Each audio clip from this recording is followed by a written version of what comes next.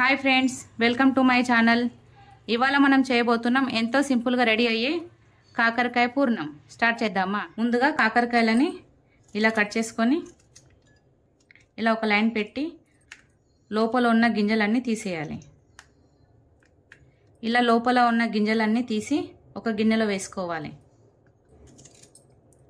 అన్నిటినీ ఇలాగే కట్ చేసుకొని లోపల ఉన్న గింజలన్నిటినీ తీసేసి ఒక గిన్నెలో వేసుకోవాలి. ఇలా కట్ చేసి వేసుకున్న తర్వాత కొద్దిగా సాల్ట్ వేసి అంతా కలుపుకొని పక్కన పెట్టుకోవాలి. ముందుగా గ్యాస్ వెలిగించుకొని ఒక కడాయి పెట్టుకోవాలి. కొద్దిగా పల్లీలు వేసుకొని వేయించుకోవాలి.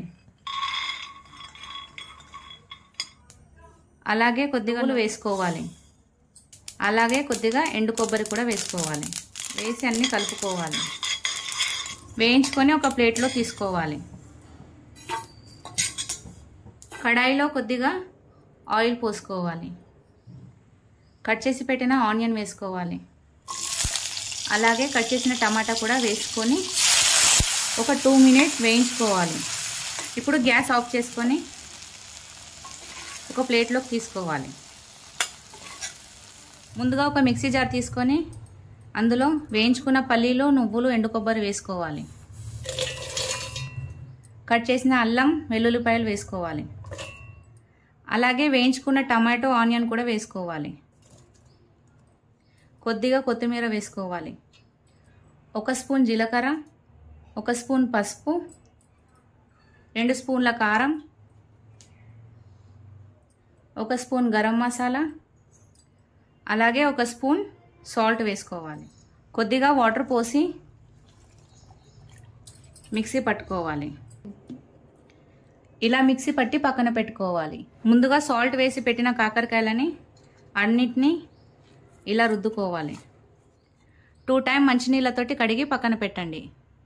ఒక కడాయి పెట్టుకొని కర్రీకి సరిపడా ఆయిల్ పోసుకోవాలి.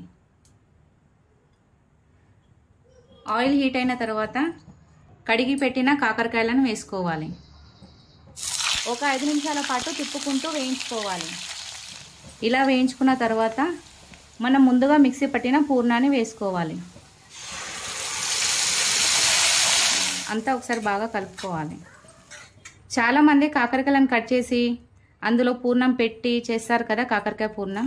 అలా కాకుండా ఒకసారి ఇలా కూడా ట్రై చేసి చూడండి. ఇప్పుడు కొద్దిగా వాటర్ పోసుకోవాలి.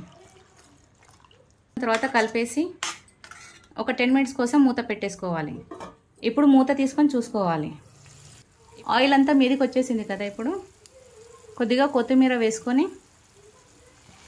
గ్యాస్ని హై ఫ్లేమ్లో పెట్టి ఒకసారి కలిపేసుకోవాలి. ఇప్పుడు గ్యాస్ ఆఫ్ చేసుకొని ఒక సర్వింగ్ బౌల్లో సర్వ్ చేసుకుందాం. ఇంతే అండి, ఎంతో టేస్టీగా ఉండే కాకరకాయ పూర్ణం రెడీ. ఇలాంటి మరిన్ని వీడియోల కోసం నా ఛానల్ని లైక్ చేయండి, షేర్ చేయండి, సబ్స్క్రైబ్ చేసుకోండి.